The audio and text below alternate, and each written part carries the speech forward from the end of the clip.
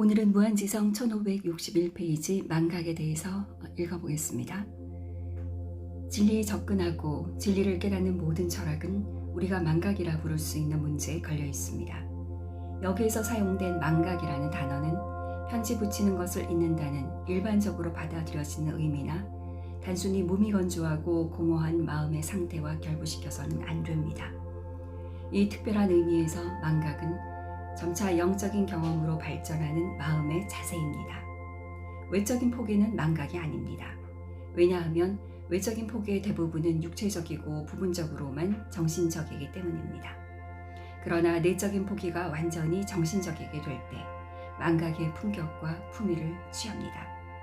그래서 사람은 세상을 포기할 수는 있어도 세상을 잊는 것은 결코 쉽지 않습니다. 따라서 이 특별한 의미에서의 망각은 영적이든 아니든 인간 존재들이 경험하는 모든 행복 뒤에 숨겨진 비밀을 설명합니다.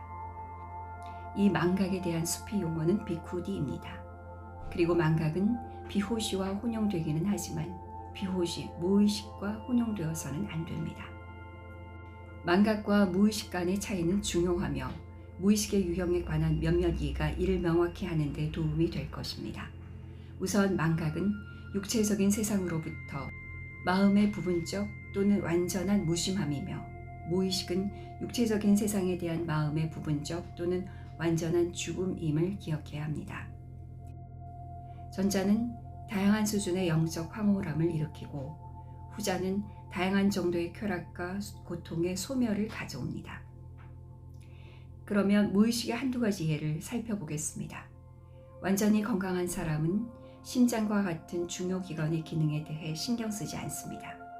이것은 생명과 건강을 유지하기 위해 심장이 인간의 몸에서 쉴 새 없이 완벽하게 박동한다는 것을 잊는다는 것을 의미합니다. 그러나 만약 심장 박동에 문제가 있다면 그 즉시 불편함이 생기며 만약 심근경색이 있다면 즉각적으로 가슴 부위에 통증이 생깁니다. 어느 경우든 사람은 본인이 심장을 갖고 있음을 상기시킵니다. 불편함 또는 고통의 감각은 비록 심장에서 발생하지만 마음이 작용하기 때문에 느껴집니다. 마음이 심장으로 향할수록 더욱더 많은 불편함이나 고통이 느껴집니다. 고통이 절정에 달하면 의식의 실이 끊어져 고통을 잊게 할 수 있는 무의식이 연달아 일어날 수 있습니다. 그러나 이것은 무의식이지 영적인 의미에서의 망각이 아닙니다.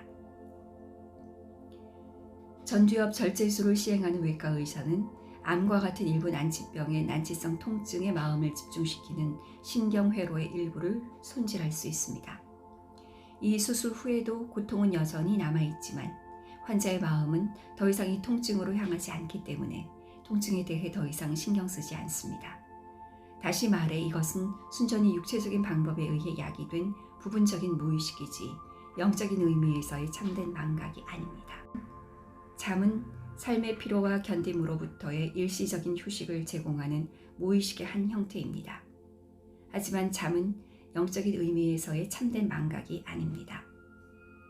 그러므로 행복과 불행에 대한 모든 철학은 어떤 종류 혹은 다른 망각에 대한 문제, 그리고 어떤 종류 혹은 다른 기억에 대한 문제에 달려 있습니다. 기억은 특정 생각, 사람, 사물 또는 장소에 대한 마음의 애착이며 망각은 그와 정반대입니다. 일단 기억이 고통이 유발한다는 것을 이해하면 그것에 대한 유일한 치료법은 일종의 망각이라는 것이 뒤따르며 이 망각은 긍정적이거나 부정적일 수 있습니다. 긍정적 망각은 마음의 외부 자극을 인식하고 있지만 그것에 대해 반응하기를 거부하는 것입니다.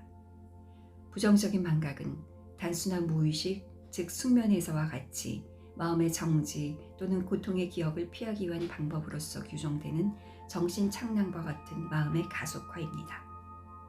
수면이나 광기는 취하게 하는 물질이나 약물을 사용함으로써 인위적으로 유도될 수 있습니다. 하지만 이것은 또한 기억을 극복하는 부정적인 방법입니다. 따라서 긍정적인 망각은 치료법이며 긍정적인 망각의 지속적인 배양은 사람에게 자선, 용서, 관용, 이타심, 타인에 대한 봉사와 같은 고귀한 특성들을 나타낼 수 있게 하는 마음의 균형을 발전시킵니다.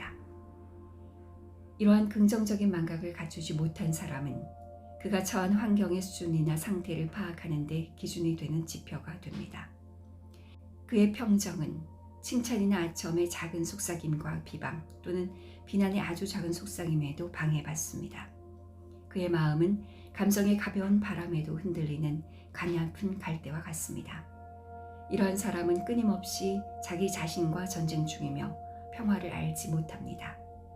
이러한 긍정적인 망각의 실천에는 역경의 상황에 반응하지 않는 것이 필수적일 뿐만 아니라 호의적이고 유쾌한 상황에도 반응하지 않아야 합니다. 이 두 가지 중 후자가 더 어려우며 이것은 굉장히 중요하지만 자주 설명되지는 않습니다. 긍정적인 망각이 행복의 뿌리에 놓여 있지만 결코 쉽게 얻을 수 있는 것은 아닙니다. 그러나 일단 사람이 이러한 마음의 상태에 이르면 그는 고통과 쾌락을 초월합니다. 그는 자기 자신의 주인입니다. 이 망각이 영적인 삶을 통해 완전히 효력을 발휘하기 위해서 그것은 영속적이어야 하고 이러한 영속성은 여러 생애 동안 끊임없이 실천을 통해서만 획득됩니다.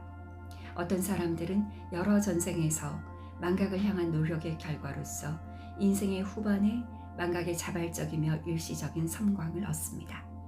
그리고 그러한 사람들은 최고의 시, 예술 및 철학을 세상에 선사하고 과학에서 가장 위대한 발견을 하는 사람들입니다.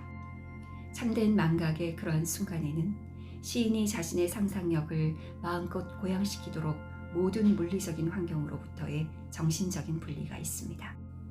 예술가가 자신과 모든 주변 환경을 완전히 잊은 이상의 형태를 부여할 때 그는 걸작을 창조합니다.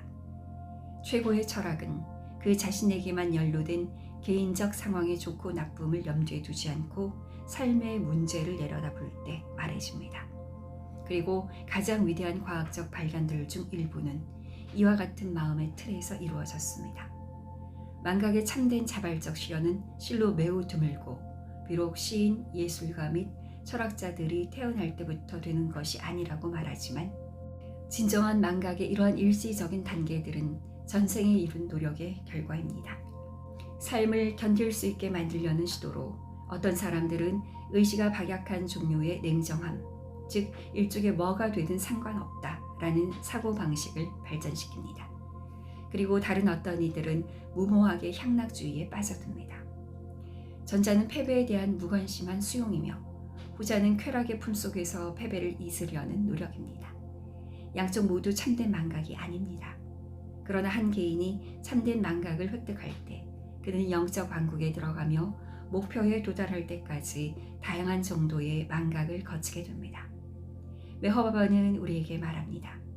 세상에 대한 망각은 사람을 순례자로 만들고 내세에 대한 망각은 사람을 성자로 만들며 자아에 대한 망각은 깨달음을 의미합니다. 그리고 망각에 대해 망각하는 것이 완전함입니다.